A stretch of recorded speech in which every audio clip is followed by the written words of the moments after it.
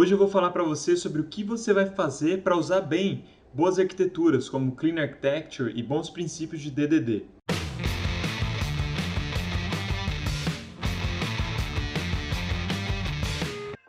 E aí galera, beleza?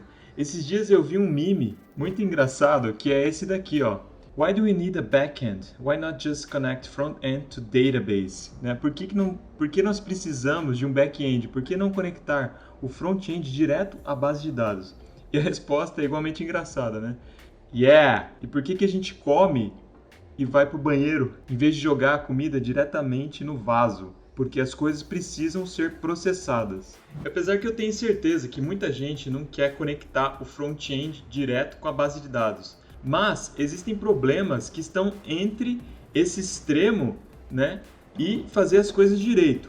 Que é o seguinte, pessoal, é você se perder nas camadas. Quer dizer, você implementar coisas que era para estar na camada de domínio, por exemplo, pensando na Clean Architecture, e uma outra camada, por exemplo, implementar regras de negócio do domínio dentro de um controlador.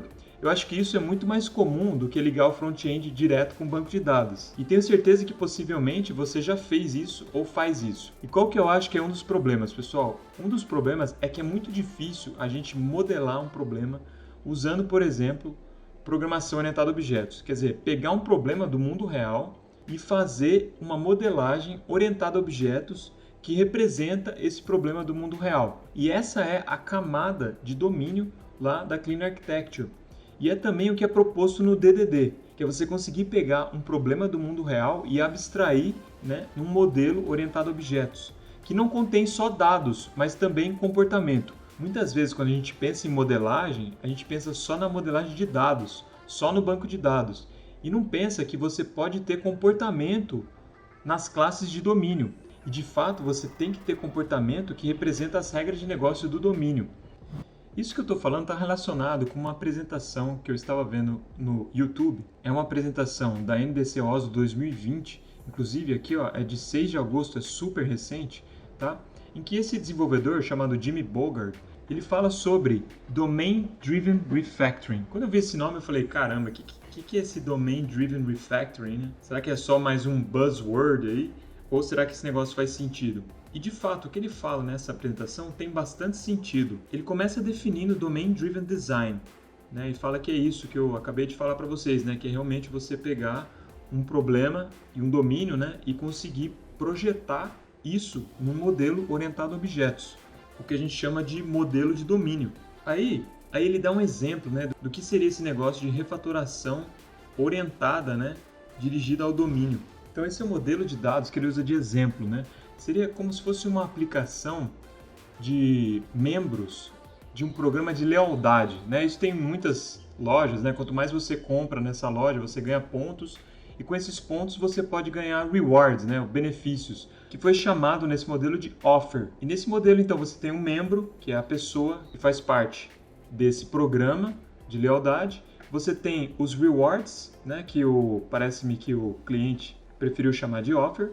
E você tem os tipos de oferta e as relações entre isso daqui, né? Você tem as ofertas que são atribuídas a um determinado membro, aqui uma coleção de ofertas, certo? Que é representado por esse assign offers aqui. E do outro lado você tem, para uma oferta, você pode recuperar qual que é o membro, né? Ao qual foi atribuída aquela oferta. E depois você tem a relação da oferta para o tipo de oferta, certo? Cada oferta tem um tipo. Então a questão é a seguinte, beleza, né? Esse modelo de dados está ok, você pode criar um banco de dados pensando nesse modelo de dados.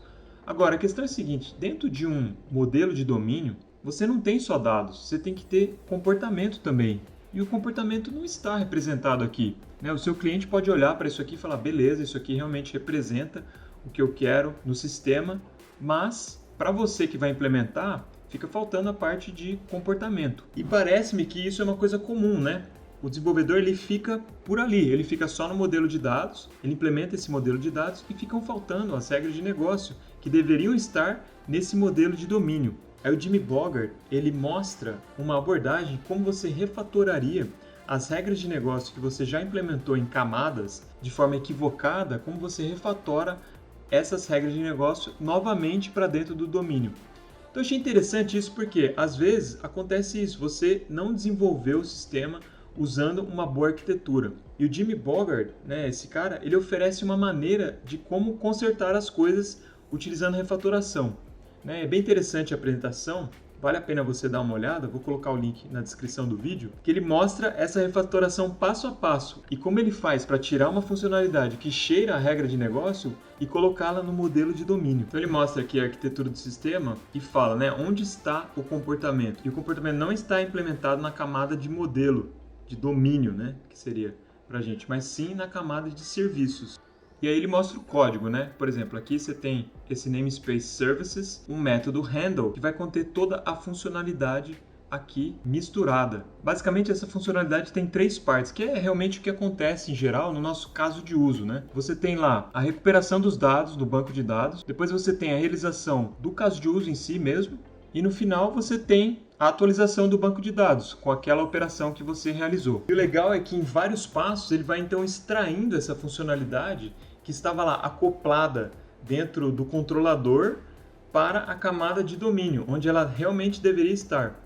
Eu achei legal isso porque, de certa forma, mostra que você pode corrigir uma arquitetura que está equivocada, que está muito acoplada. Uma coisa ruim que eu achei do código lá do Jimmy é que não tem nenhum caso de teste. Então, quando ele faz a refatoração, fica difícil saber se aquela refatoração não inseriu nenhum bug. Então, vale a pena sempre você ter testes para fazer esse tipo de alteração.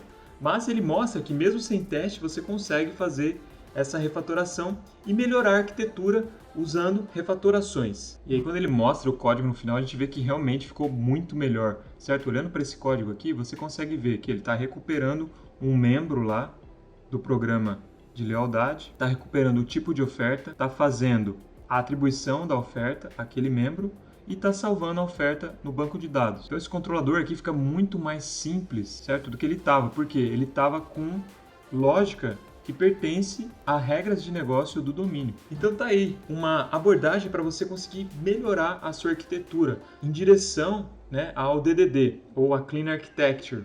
É bom a gente ver que às vezes quando a gente não acerta de primeira, de fato, né, o melhor é realmente você já fazer a arquitetura da maneira correta, da maneira mais limpa. Mas é bom a gente saber que mesmo quando a gente não consegue fazer de primeira, existem maneiras de você refatorar e melhorar a arquitetura utilizando esse tipo de abordagem. Então é isso, galera. Fiquem com Deus e até o próximo vídeo.